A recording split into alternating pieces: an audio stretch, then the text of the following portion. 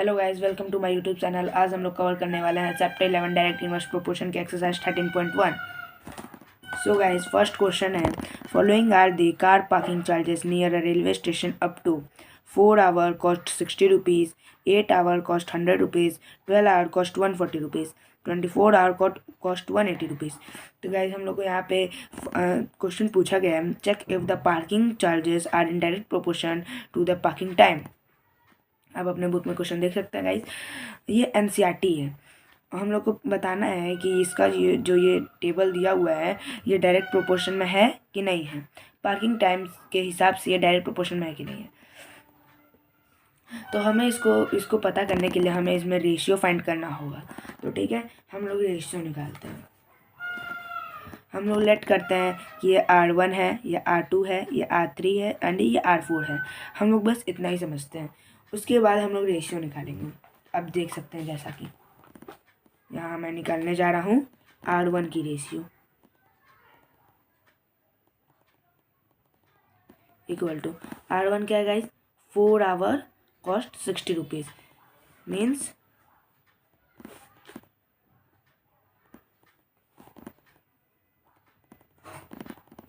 4 hours is 60 rupees.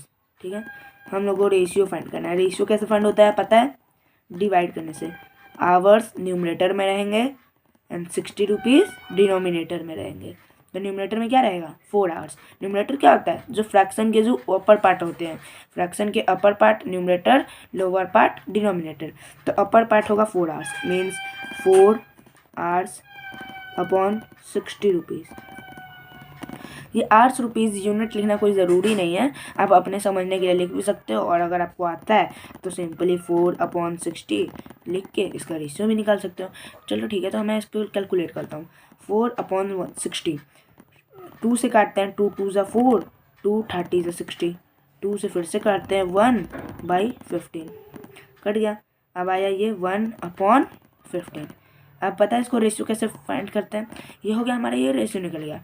बस जो ये 1/15 है इसको हम लोग लिख देंगे 1/15। बस ये हमारा निकल गया क्या, R1 होगा ये। ठीक है, अब चलिए R2 देखते हैं।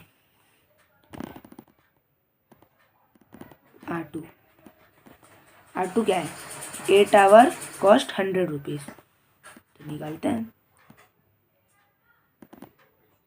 8 hours equal to 100 rupees. Simple है गाइस, सिर्फ समझना है, ये डायरेक्ट इनवर्स प्रोपोर्शन है। R2 फाइंड करना है। R2 इक्वल टू ये रहेगा कहाँ, न्यूमरेटर पे, और ये रहेगा कहाँ, डिनोमिनेटर में। समझ गया। अब चलिए निकालते हैं R2। 8 hours 100 rupees. मैंने आपको पिछली क्वेश्चन बताया था, ये जो यूनिट है ये लिखना कोई कंपलसरी नहीं है। आप अपने समझने के लिए लिख भी सकते हो, नहीं समझना तो नहीं भी लिख सकते, कोई ज़रूरी नहीं है उतना।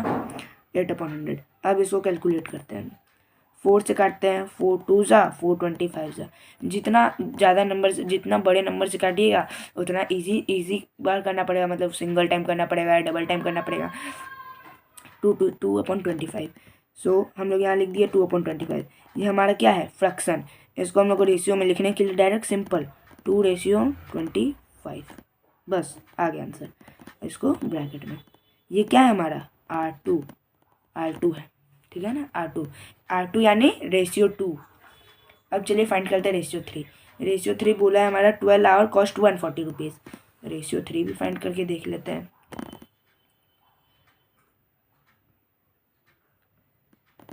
रेशियो 3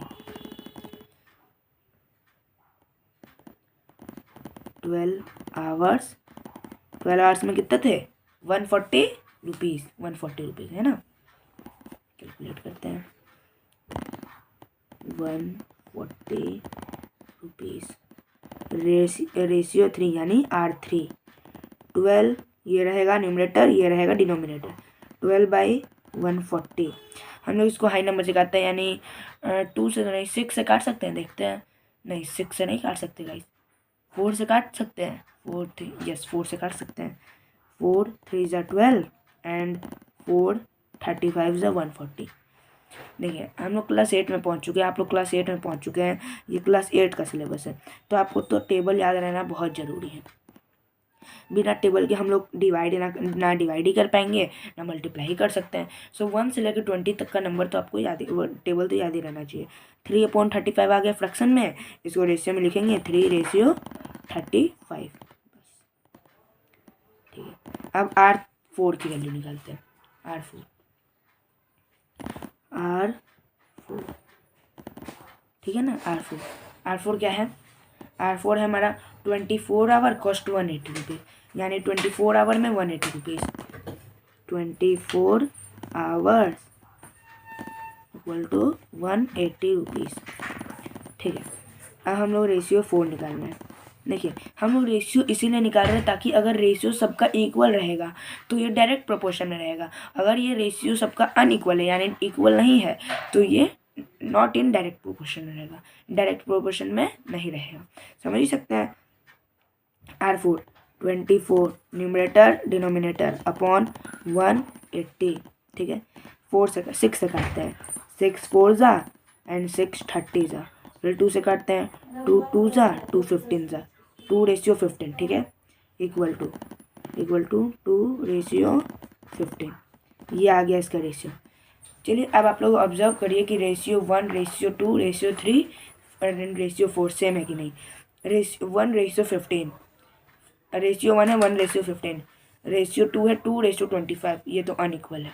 ठीक है, रेशियो 3 है 3/35 और रेशियो 4 है 2/15, ये भी अनइक्वल है। तो हम लोग यहाँ सिंपल लिखेंगे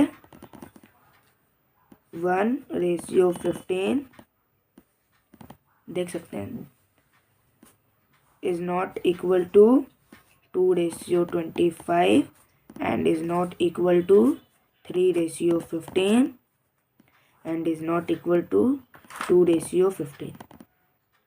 3/35 था, सॉरी, ये हो गया। कोई भी इक्वल नहीं है, यानी यहाँ लिखेंगे बॉक्स में 8 is not in direct proportion. ठीक है, ये रहा हमारा सॉल्यूशन। ठीक है, आज के लिए इतना ही, मिलते हैं नेक्स्ट वीडियो में क्वेश्चन नंबर 2 के साथ।